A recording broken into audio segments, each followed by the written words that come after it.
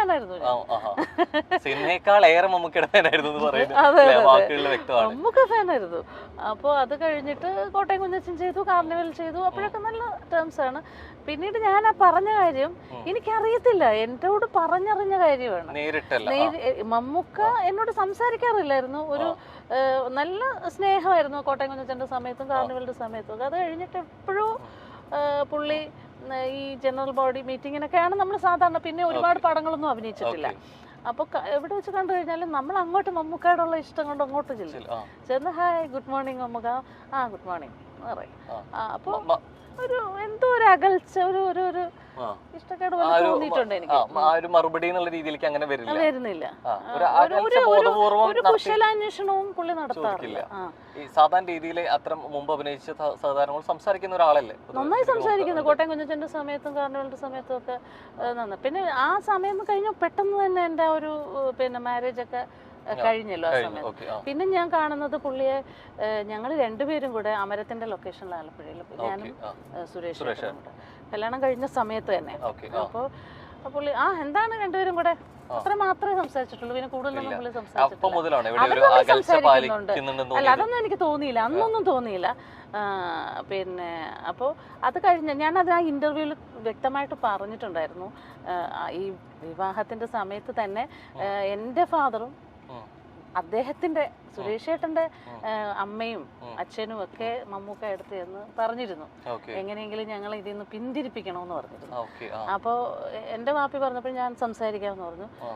അദ്ദേഹത്തിനോട് സംസാരിക്കാനും പറ്റി. തിരുവനന്തപുരത്ത് തന്നെ ആയതുകൊണ്ട് പെട്ടെന്ന് ഏതോ പടത്തിന്റെ ഷൂട്ടാണ്. വാപ്പി തിരുവനന്തപുരത്ത് പോയാ കേട്ടോ പറഞ്ഞത് പുള്ളിയോട്.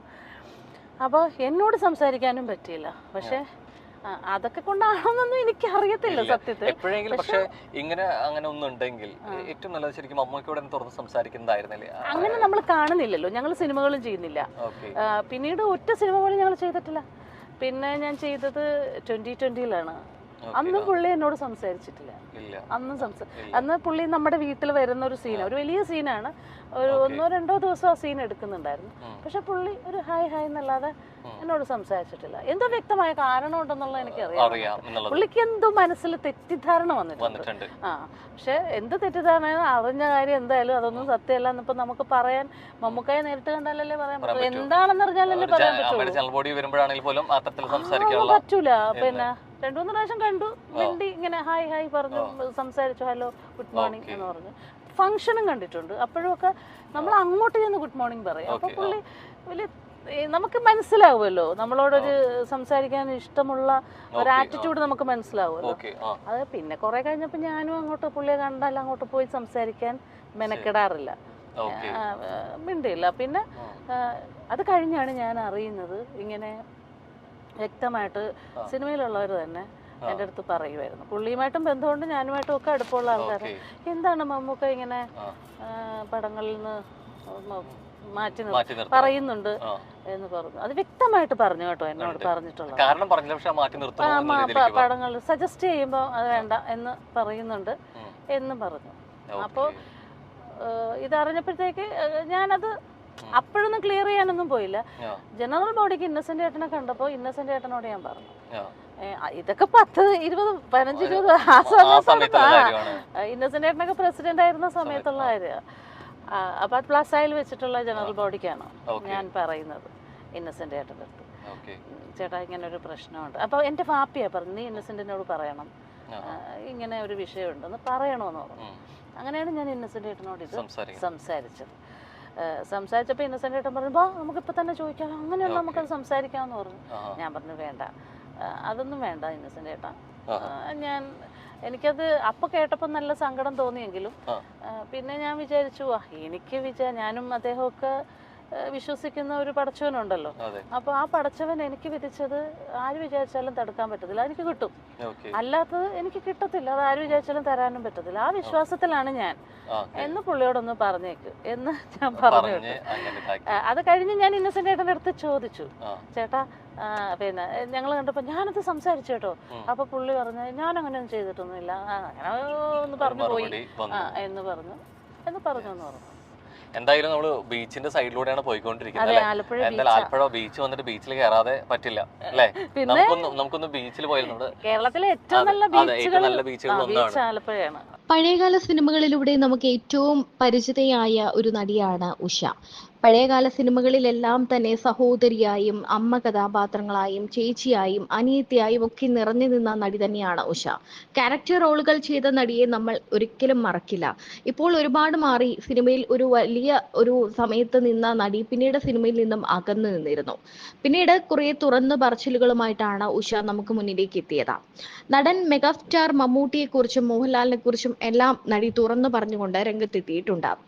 മെഗാസ്റ്റാർ മമ്മൂട്ടി തന്റെ അവസരങ്ങൾ ഇല്ലാതാക്കാൻ ശ്രമിച്ചു എന്ന് താൻ അറിഞ്ഞതായി പഴയകാല നടി ഉഷ പറയുന്നു. എന്നോട് ഫിക്സ് ചെയ്ത പടമാണ് നമ്മുടെ ഡയറക്ടർ മാർത്താണ്ഡൻ, ദൈവത്തിന്റെ സ്വന്തം ക്ലീറ്റസ്. അതിനകത്ത് ഒരു കഥാപാത്രം എന്നോട് പറഞ്ഞതനുസരിച്ച് ആ കഥാപാത്രം ഞാനല്ല ചെയ്തത്. അത് കാണുമ്പോൾ എനിക്ക് ഭയങ്കര വിഷമം തോന്നി. ഇല്ല, പറഞ്ഞിട്ടേ ഇല്ല. ഈ പടത്തിന്റെ ഡിസ്കഷൻ നടക്കുമ്പോൾ തൊട്ട് മാർത്താണ്ഡൻ എന്നോട് പറഞ്ഞിരുന്നു, ചേച്ചി ഈ സംഭവം ചേച്ചിക്ക് ഭയങ്കര ബ്രേക്ക് ആവും എന്നൊക്കെ പറഞ്ഞിരുന്നു. പക്ഷെ അങ്ങനെ പ്രതീക്ഷയിൽ വന്നിട്ട് കിട്ടുന്ന നിരാശ ആ സമയത്ത് ഒരു വിഷമം ഉണ്ടായിരുന്നു. പിന്നെ എനിക്ക് വിധിച്ചിട്ടില്ല എന്ന് വിചാരിക്കും. അതിനെപ്പറ്റി സംസാരിക്കുകയും ചെയ്തില്ല. മാർത്താണ്ഡനോട് ഞാൻ സംസാരിച്ചു. മാർത്താണ്ഡനോട് ഞാൻ ചോദിച്ചു. അപ്പൊ അവൻ നിസ്സഹായനായിരുന്നു.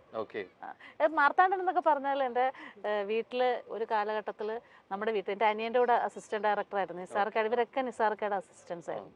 അപ്പൊ മാർത്താണ്ഡൻ എനിക്ക് പിന്നെ ഒരു അനിയനെ പോലെയാ. അപ്പൊ ഞാൻ ചോദിച്ചിട്ടല്ല. ഞങ്ങൾ എറണാകുളത്തായിരുന്നു അപ്പൊ താമസിച്ചോണ്ടിരുന്നത്. ഞാനും ഹസ്ബൻഡും കമ്മനത്താ താമസിക്കുന്നത്, ഡിഡിയില്. അപ്പൊ ഞങ്ങൾ പുറത്തു പോകുന്ന സമയത്തൊക്കെ മിക്കവാറും കാണും മാർത്താണ്ഡൻ. അപ്പൊ അവൻ ചേച്ചി ഭയങ്കര സന്തോഷം, ഞാൻ ആദ്യമായിട്ട് സംവിധാനം ചെയ്യാൻ പോകുന്നു. പ്രിയപ്പെട്ട ഒരാളാണ് അല്ലെ, അദ്ദേഹം തന്നെ വേഷം പറഞ്ഞു വെച്ചതാണ്.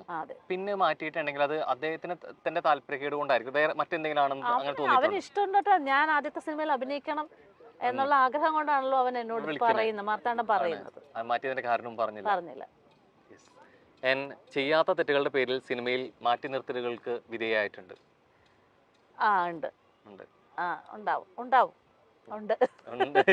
എവിടേക്കോ പറയാൻ വന്നൊരു കാര്യത്തെ കൃത്യമായിട്ട് അതിനെ അതൊക്കെ ഇനി പറഞ്ഞിട്ട് കാര്യമില്ല.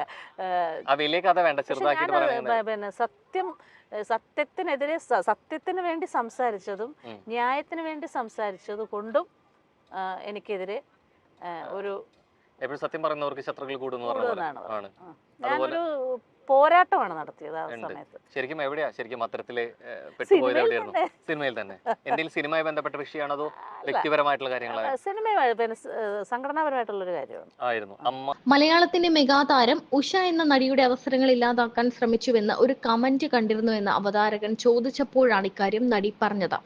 ഞാനും ഇത്തരം കമന്റുകൾ വായിച്ചിട്ടുണ്ട്. മമ്മൂക്ക എന്റെ അവസരം ഇല്ലാതാക്കാൻ ശ്രമിച്ചിട്ടുണ്ട് എന്ന്. എനിക്ക് മനസ്സിലായില്ല എന്താണ് അങ്ങനെ പറഞ്ഞതെന്ന്. അങ്ങനെ ചില ചിത്രങ്ങളിൽ നിന്ന് എന്നെ ഒഴിവാക്കിയിട്ടുണ്ടെന്ന് ഞാൻ അറിഞ്ഞിട്ടുണ്ട്. ആദ്യം നല്ല വിഷമം തോന്നി. അന്നത്തെ അമ്മയുടെ പ്രസിഡന്റ് ഇന്നസെന്റ് ചേട്ടനോട് ഞാനത് സൂചിപ്പിച്ചിരുന്നു. അമ്മയുടെ ജനറൽ ബോഡി നടന്ന സമയത്താണ് അത് ഞാൻ സൂചിപ്പിച്ചത്. ഇങ്ങനെയൊരു കാര്യമുണ്ട്, എല്ലാവരും പറയുന്നുവെന്നാണ് ഞാൻ ഇന്നസെന്റ് ചേട്ടനോട് പറഞ്ഞത്. ചേട്ടൻ എന്നോട് മമ്മൂട്ടിയോട് ചോദിക്കാമെന്ന് പറഞ്ഞു. പക്ഷെ ഞാൻ സമ്മതിച്ചില്ല. എനിക്കതിൽ സങ്കടമോ പരാതിയോ ഇല്ലെന്ന് മമ്മൂക്കിയോട് പറയണമെന്ന് അന്ന് ഞാൻ പറഞ്ഞുവെന്ന് ഉഷ പറയുന്നു.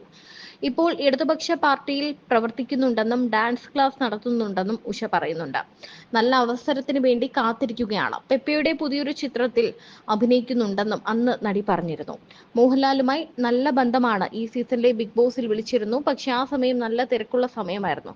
കാരണം ഡാൻസ് സ്കൂളിന്റെ ഓപ്പണിംഗ്, പിന്നെ തെരഞ്ഞെടുപ്പ്, അതിന്റെ തിരക്കിലായതിനാൽ ഞാൻ ആ ഓഫർ വേണ്ട എന്ന് വെച്ചു. പിന്നെ വലിയ താല്പര്യമില്ലായിരുന്നു ആ ഷോയിലേക്ക് പോകാനെന്നും ഉഷ പറയുന്നു. മമ്മൂക്കയെ കുറിച്ചുള്ള ഉഷയുടെ തുറന്നു പറച്ചിലുകൾ ശരിക്കും പറഞ്ഞാൽ എല്ലാവരെയും ഞെട്ടിക്കുന്നതാണ്. കാരണം ഇവരൊക്കെയായി വലിയ അടുപ്പമുള്ള താരമായിരുന്നു മമ്മൂക്ക. ആദ്യമൊക്കെ കാണുമ്പോൾ കുശലാന്വേഷണം പറയുകയും കാര്യങ്ങൾ ചോദിക്കുകയും, ഓരോ താരങ്ങളും മമ്മൂക്കയെ പറ്റി ഇതുവരെയും ഒരു നെഗറ്റീവ് പറഞ്ഞ് നമ്മൾ കേട്ടിട്ടില്ല. എല്ലാവരും മമ്മൂക്കയെ ചെന്ന് കാണുമ്പോൾ മമ്മൂക്ക എല്ലാവരോടും ചിരിച്ചുകൊണ്ട് വിശേഷങ്ങൾ ചോദിക്കും എന്ന് തന്നെയാണ് ഓരോ ഇന്റർവ്യൂവിലും ഓരോ താരങ്ങളും പറയാറുള്ളത്. എന്നാൽ അതൊക്കെ മാറ്റി പറയുകയാണ് ഉഷ. എന്നെങ്കിലും ഈ വിശ്വസിക്കുന്ന പടച്ചോൻ ഉണ്ടെങ്കിൽ എന്നെങ്കിലും ഈ തെറ്റിദ്ധാരണകളൊക്കെ മാറുമെന്നും ഉഷ പറയുന്നുണ്ട്.